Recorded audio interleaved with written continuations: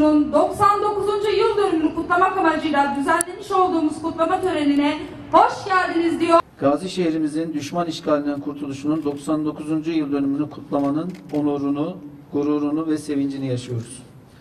Bundan tam 99 yıl önce bugün Gazi şehrimizin kahraman halkı düşman kuvvetlerinin esaret zincirini parçalayarak Türk milletinin ezansız ve bayraksız olamayacağını, ekmeksiz yaşayacağını fakat hürriyetsiz yaşayamayacağını kazanılan zaferle tüm dünyaya ilan ettiği gündür. Bir şehir düşünün ki mücadelesi ve azmiyle yalnız kendi kaderini değil, bütün ülkenin kaderini değiştirmiştir. Şehrimiz şüphesiz ki Fransız işgali altında gösterilen inanç ve kararlılıkla Türk tarihinin altın sayfalarına geçmiş, bu yönüyle tüm dünyaya örnek olmuştur. Bu sebepledir ki gazilik ünvanıyla onurlandırılan tek kent olma şanına sahiptir.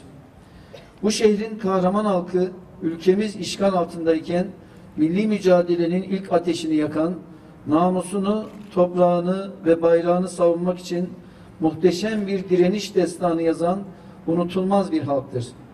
Antep halkı hiçbir yerden destek almadan düşman işgaline karşı yaptığı savunma ile Kurtuluş Savaşı'nın ilk kıvılcımını ve milli mücadelenin meşalesini yakmıştır. Antep halkı vatan sevgisi, inanç ve kararlılıkla Şahin Beylerin, Şehit Kamillerin, Karayılanların ve daha nice adsız kahramanların öncülüğünde mücadele ederek 6317 şehit verme pahasına bu şehri düşman işgalinden kurtarmıştır.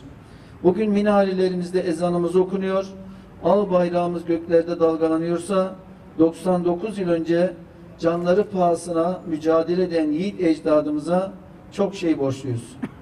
Ne mutlu böyle bir ecdadın torunu olmak. Gaziantep savunması erkeğiyle, kadınıyla, genciyle, yaşlısıyla türlü imkansızlıklara rağmen verilen bir mücadelenin adıdır. Şahin Bey, Şehit Kamil, Karayılan ve Dokurcum Değirmeni'nde 14 küçük şehit gibi nice kahramanlar birer ibret kahramanı olarak tarihteki ve gönüllerimizdeki yerini almıştır. Aylarca canıyla kanıyla işgale direnen, toprağına göğsüyle siper olan nice kahramanların emaneti bir şehirde yaşamak ve ona hizmete nail olmak en büyük gurur kaynağımızdır. Bu duygu ve düşüncelerle milli mücadelenin en şanlı ve en onurlu zaferlerinden biri olan Gaziantep'in düşman işgalinden kurtuluşunun 99. yıl dönümünü kutluyor. Vatan topraklarının düşman işgalinden kurtulması yolunda aziz canlarını feda eden, başta Gazi Mustafa Kemal olmak üzere Antep'i Gaziantep, toprağı vatan yapan Şahin Bey, Şehit Kamil ve tüm şehitlerimizi saygı, rahmet ve minnetle anıyorum. Ruhları şad olsun. Bayraklar içinde en güzel bayrak.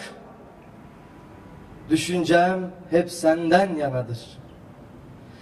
Hep senden yanadır bu çektiğim kahır. Bu senin ülkende, senin gölgende. Düşmesin kara kalpaklar, kirlenmesin duvaklar. Korkum yok ölümden, kafirden yana. Alacaksa alsın beni şafaklar. Hey hey, yine de hey hey. Al bayraklar altında kara bir kartal gibi yaşamak ne güzel şey. Bizim ruhlarının şad olması için duamızın Kabe'de, duamızın Medine'de yapılan kabul buyurduğun duaların arasına ilhak olması için